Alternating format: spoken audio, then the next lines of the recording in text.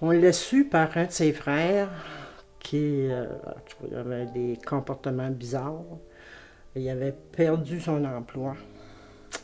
Et puis, suite à ça, en tout cas, à un moment donné, il est allé chez le médecin. Puis, avec les informations qu'il avait données au médecin, fait que le médecin il a fait passer des tests, il a fait passer une prise de sang. Puis, suite à ça, il a su qu'il avait la maladie de Huntington, puis que c'était génétique et héréditaire. Et il a appelé son frère Claude, mon conjoint, pour lui dire que vu qu'il avait les mêmes symptômes que lui, il devait aller voir pour aller faire passer le test parce qu'il pouvait en avoir beaucoup dans la famille. Fait que mon mari, lui, il disait que, regarde, il est fou, là, tu sais, il est malade, il est malade. Mais vu les comportements à Claude, puis les comportements de mon beau-frère, moi, je savais très bien qu'il y avait quelque chose qui se passait, que c'était pas normal. Fait que c'est suite à ça, après 2 ans, essayer d'amener mon conjoint chez le médecin. Fait que ça a pris 2 ans pour qu'il commence à aller voir le médecin. Puis ensuite de ça, le médecin de famille l'a envoyé à l'hôpital général de Montréal pour passer le test. Et c'est à ce moment-là, en 2004, qu'on a su qu'il y avait la maladie de Huntington. Ça a débuté par, il était agressif verbalement, à un moment donné physiquement. Et puis j'étais très inquiète et je me doutais qu'il était atteint parce que sa mère est décédée de cette maladie-là et je ne savais pas c'était quoi la maladie, on ne savait pas. Ma belle-mère est morte d'une pneumonie. Alors j'ai consulté, je suis allée voir un infirmier ici à Maluthénam. J'ai dit, je veux savoir de quoi elle était morte. Et c'est là que j'ai entendu la première fois la maladie Huntington. J'ai cherché et cherché, puis à un moment donné, je suis tombée sur Société Huntington de Montréal.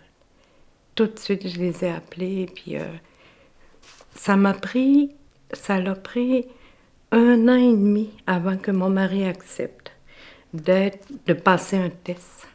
Non, il était dans le négation. Non, je ne suis pas atteinte. Non, je ne suis pas malade comme ma mère. Non, non. Finalement, il a accepté et il y a eu le diagnostic. Ça a été très dur, c'est sûr. On pleurait, on se réveillait la nuit. Puis là, je lui disais, nous allons prendre un thé. Puis ça a été très, très difficile. J'ai jamais vu son père. Quand j'ai connu Sophie, son père était vivant, mais était hospitalisé. Puis à l'époque, ce qu'elle m'avait dit, c'est qu'il souffrait de cette maladie-là, mais qu'il n'avait jamais eu de... c'est-à-dire qu'il y avait un diagnostic, mais il n'y avait pas d'antécédent familial. Ce qui fait que...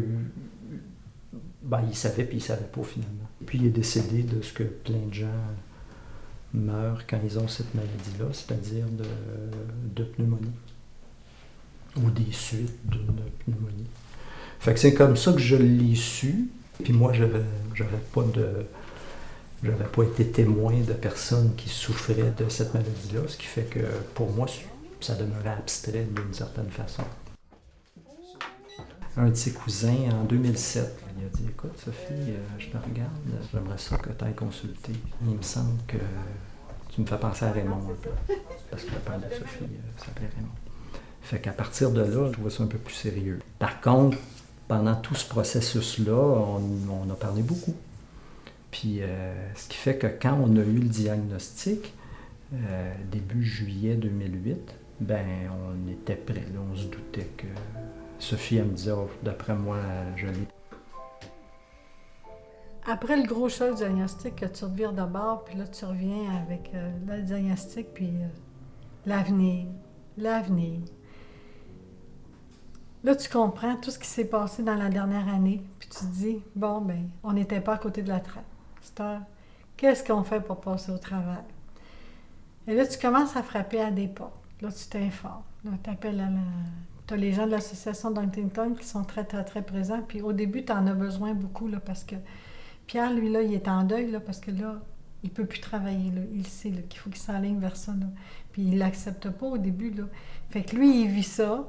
C'est le gros choc. Puis moi, je vis ça.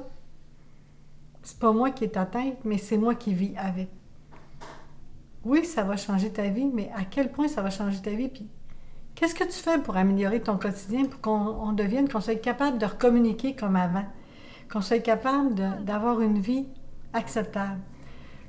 Mais au début, tu en fais des crises, là, puis tu es comme découragé, là, parce que toutes les situations amènent à une discussion inimaginable, là, tu sais. Quand il m'a annoncé qu'il voulait faire le test,